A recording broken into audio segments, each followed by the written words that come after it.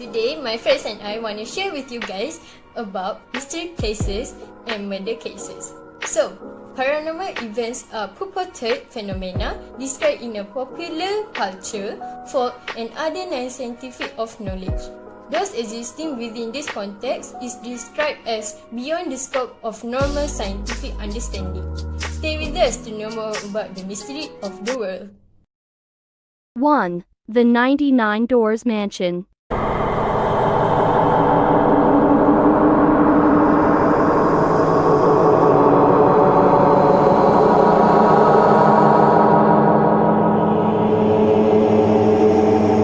Okay, the 99 Doors Mansion is located in Libong Tebal, Pulau Pinang. Many people go there to visit the mansion, even the foreign tourists go there. Let's listen to a voice recording about the mansion from my interview with someone. Do you know about the 99 Doors Mansion? Yes, I know about it. Can you tell me about the mansion? Well, the 99 Doors Mansion was located on the Biram Estate in Nibong, Tebal. The mansion is known as 99 Doors Mansion due to the odd arrangement of 5 to 6 doors fitted into each room. The mansion was owned by the Ramsden family. John Saint Moore Ramsden, who once served as the managing director of the Penang Rubber Estate Group, was murdered in 1948. He was shot twice in the back of the head as he was going up the mansion staircase. The murderer was never found. Even after a series of court trials, the murder remained unsolved till today, and people also call it as the murder of the staircase. In addition, some people also believe that the Japanese killed all the Ramsden family present before taking over their property during the war. But this doesn't really tie in with the fact that he was shot in the head 3 years after the Japanese surrendered in 1945. The mansion was abandoned in the 1960s. However, visitors have reported hearing growling noises, the sound of drums in the house, and some have even become possessed by a demon. Moreover, some people said at midnight every day the 19 Doors Mansion's 100th door appears as an entry point to and from the spirit world. Many people come to visit that place to discover the mystery of the mansion, and some people who do black magic come to make contact with the dead people. Do you think that there will be the 100th doors appear at midnight every day? I think no, because I haven't go there to discover the mansion and wait until midnight. Do you believe in black magic? Yes, because I believe in supernatural things. Black magic is the act of asking for help from subtle beings such as jinn and devils. Okay, thank you for your information. Based on the story, the mansion is haunted and murder took place there. However, the murder case remained unsolved. Many people wonder who is the killer, and is it real that the 100th doors appears at the mansion every midnight?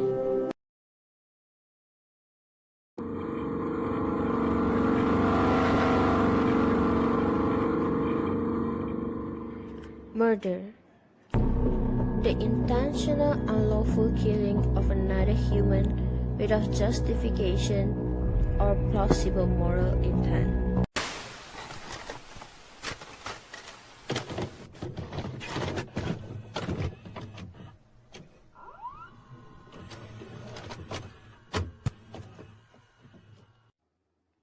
In 1993, Malaysia was witness to one of the most sensational murder case in 20th century.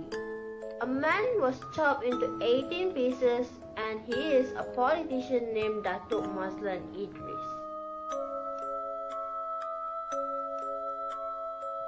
Today, we are going to look into Malaysia's most infamous and wish killer, Mona Fendi.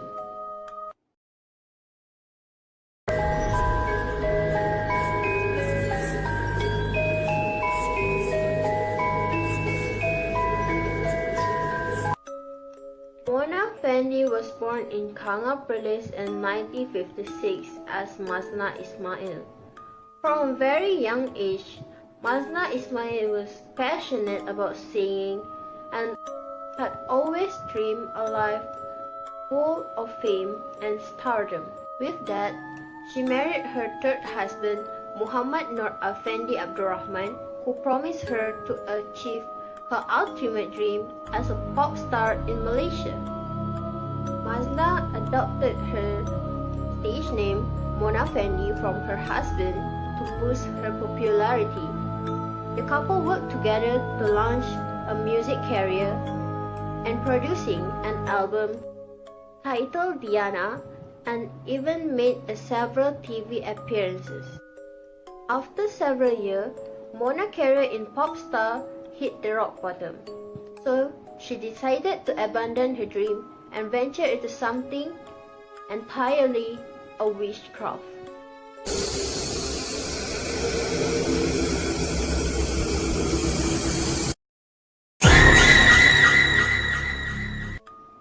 One day, a state assembly from Batu Talam named Datuk Mazlan Idris approached this couple.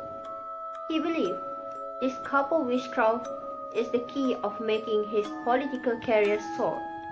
Mona convinced Mazlan that she had a mystical power that can fulfill his request, so she offered him a talisman consists a songkok and a tongkat in exchange for 2.5. The mystical items were believed to be owned by the former Indonesian President Sukarno. It was said that anyone in the possession of this artifact would become invincible. Mazlan paid $500,000 ringgit Malaysia and surrendered 10 land titles as a guarantee for the remaining payment. On that fateful day, Mona arranged Mazlan to come to their house in Raut Pahang for a cleansing ritual. During the ritual, they had Mazlan lie down while Mona arranged a flower on him. Without a warning, Juraimi Hassan, their assistant, swung an axe on his neck and severing his head.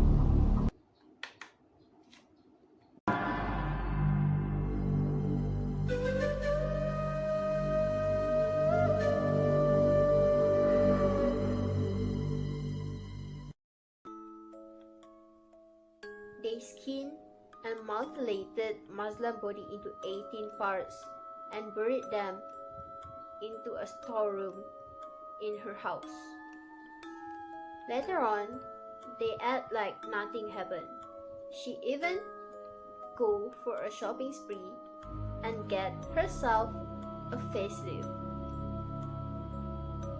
A few days after the killing, the murder, Juraimi was apprehended by unrelated drug offense.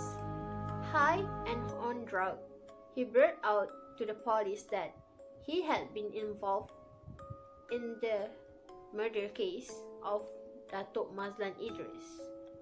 So, Mona Fendi and her husband was arrested shortly after that. The police started to search for Mazlan's body and found the body in the storeroom, but some body part was missing, and it was rumored that the body part have been eaten by Mona Fendi and her husband. Mona, Effendi and Juraimi appeared before the court in 1995. The High Court convicted them of murder and sentenced 3 of them of death by hanging. Through it all, Mona remained unfazed and smiling after hearing the verdict, and she even said that, "I'm happy and I want to thank all Malaysians Mona was smiling and she was escorted to the prison. She even posing for the photographer and said that looks like I have a lot of fans. Finally, Mona Fendi achieved her dream of becoming famous after all. And on 2nd November 2001, the witch killer were executed. And her last word is, "I will never die," while remain calm and smiling.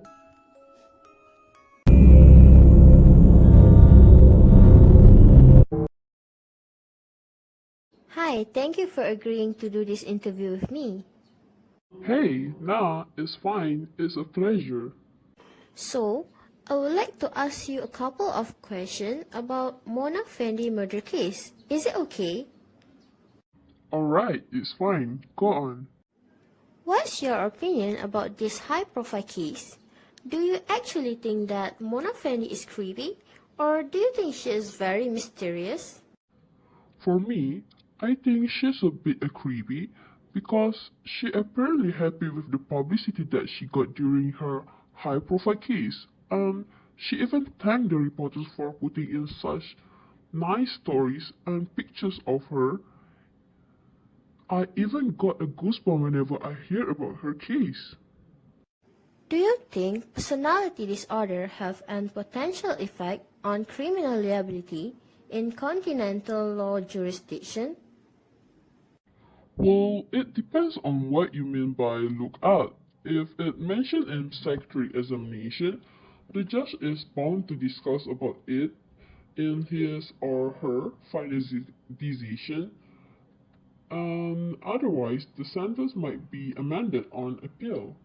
So I think personality disorder would be certainly considered as an aggravating circumstances, but whether it will actually have an impact is at the best relative. Such a great answer. I really appreciate your kindness for willing to spend your time with me. Do you mind if I told your name, or do you want to hide your identity? I would like to hide my identity and remain anonymous and undiscovered. Thank you for this interview. There is a lot of humor about this murder case, and in my opinion, her last word that "I will never die" is really creepy.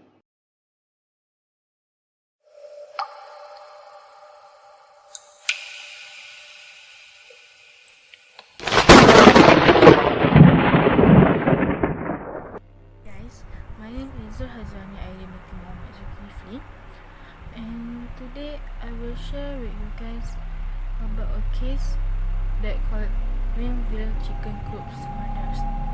In this story, there is two important persons, which is Walter Collins and Christine Collins. Okay, I will start right now. On March 10, 1928, Walter went missing when his mom came back from work. When Christine Collins came back from work, Walter was not seen in the house, nowhere to be seen.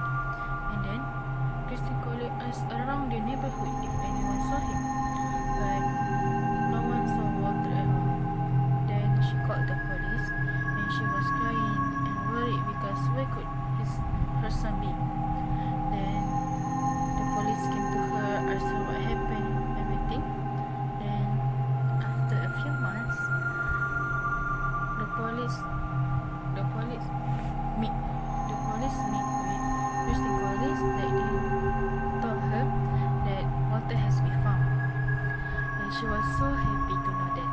And then when she goes to the train station, the boy that came out from the train, what she said was that it's not his son. The captain of the police department said maybe because she didn't see him for a while, for a few months, maybe Walter has been changed. Then the police told her to take the boy home for a trying out. Then after 3 weeks, she realized that it's not Walter, because because the boy was shorter than Walter, shorter 1 inches from Walter, and his circumstances. She brought the boy back to the police department and told the police that it's not her son. Even though she brought dental records, when the teachers cannot recognize him, when his friend cannot recognize him either. But the police consider her crazy and lunatic and throw her to the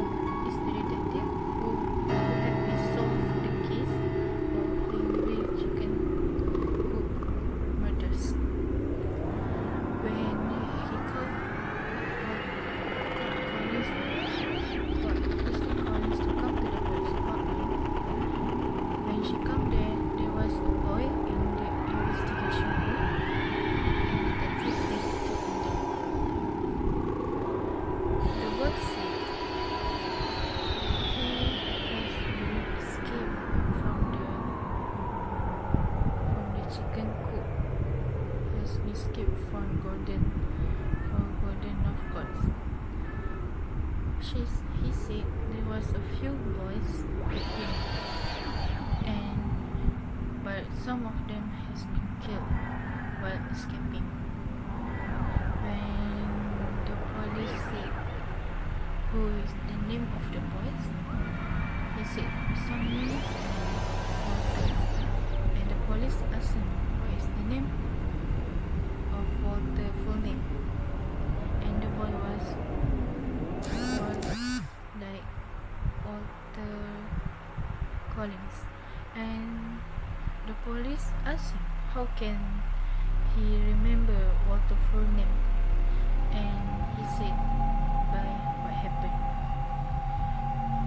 The boy tell them that when they were escaping, when they was trying to get out from the chicken coop,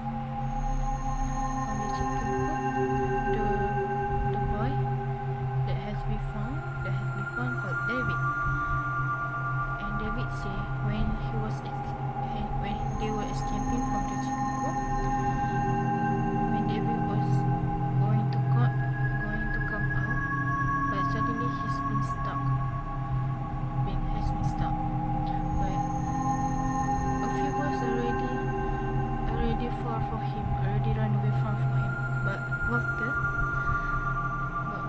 is the one that came back for him and helped him. Then they both get stuck and they both escape from it. But all of a sudden, Gordon realized it and wake up from his sleep and chased them. So actually, it could be Walter has been killed by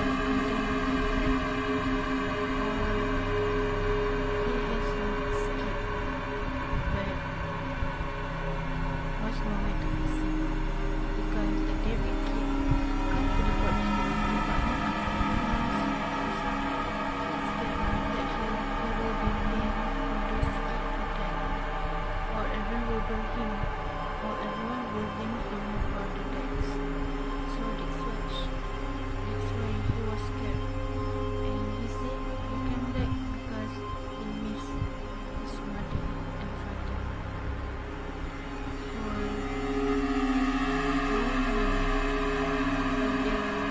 The police did to escape or has been murdered by that night. That's all. There's a movie that based on the case, which is called Changeling in 2008. And here is some of my friends' opinions about the movie. Hi everyone, my name is Nurul Aina Mesara binti Zulkifli. So today I will elaborate a bit about Changeling movie. First of all, Changeling is about a mother who lost her son for a few months, and one peaceful day, the police department told her that her son was found out, but after that she figured out that it was not her child anyways. So what I really recommend about this movie is the determination of the mother to find her beloved child back. And this is a proof that mother love never fade away even their child is away from them. And the most important lesson we can learn from this movie is we should keep our eyes on our child because without eyeing, everything could be possible such as kidnapping and murder. There's a lot of kidnapper and criminal out there. So as a wise parent, we really need to not get distracted by other stuff. Prevent it before happen are the best way to show our love towards our child. Okay, that's all. Thank you.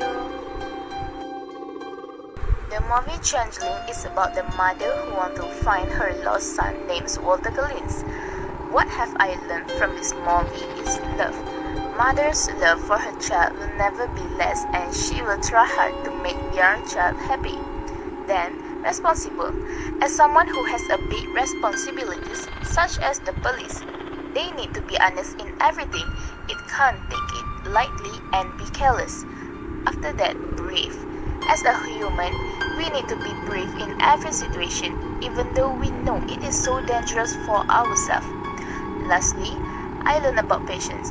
I realized that we need to be patient so that we'll be achieve what we want, and we can't despair with the trials that come repeatedly.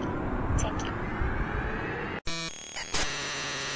Karak Highway, also known as the most haunted highway across Malaysia because of the mysterious incident that keep going on for almost 5 decades. In the years of 19th, there was a story that gone viral, which is a DJ from a local station radio received a chilling call from a man during their broadcasting live. The man told the DJ a story that had happened to his family on the tragedy night. He said he was driving at that time with his parents, his wife, and his children on the Karak Highway.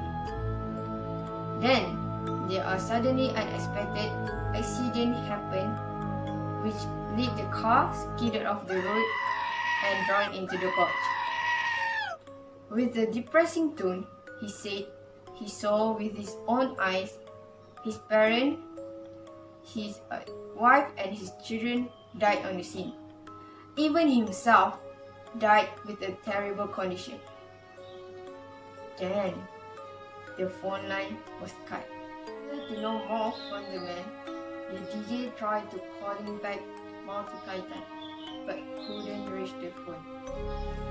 And the next day, the newspaper reported a story of an accident that happened at the same location of the car that fell into the gorge, which include a couple, their parents and children who all died in the crash.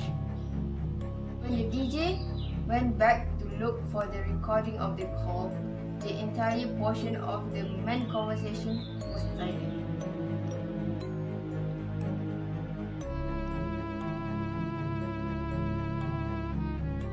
Malam ini ingin berkongsi cerita dengan para dengar kita. Saya nak cerita apa yang berlaku kepada keluarga saya. Keluarga saya dalam perjalanan ke Kuantan menghadiri kenduri. Agak lambat. Kami sepatutnya gerak awal. Bapa memandu laju. Berjaya memotong kenderaan di depan demi kenderaan. Sampai ke kenderaan terakhir, van putih tersebut seperti tak membenarkan kami untuk memotongnya. Tapi bapa cuba. Kemudian cahaya putih di hadapan. Okey, dan sebab itu apa yang berlaku? Bapa tercampak ke kau. Ibu juga tercampak ke kau. Selepas habis dia buat panggilan, saya tanya dengan dia, kalau kau jatuh dengan keluarga kau, mana kau pun sudah mati. Macam mana kau boleh telefon balik ke radio? Sebab saya selalu argue dengan pendengar saya selalu argue. Saya akan argue untuk mewakili pihak pendengar kan. Kita dapat rasakan feel tu. Kalau kau jatuh, kau betul-betul sudah mati. Ketika itu dia kadang-kadang saya percaya dalam dia tidak dapat menceritakan pada ketika itu, tapi ada pendamping dia mungkin yang boleh menceritakan balik. Saya percaya kadang ada benda yang cerita itu tidak tercerita, tapi ada orang lain yang menceritakan balik sebagai pendamping.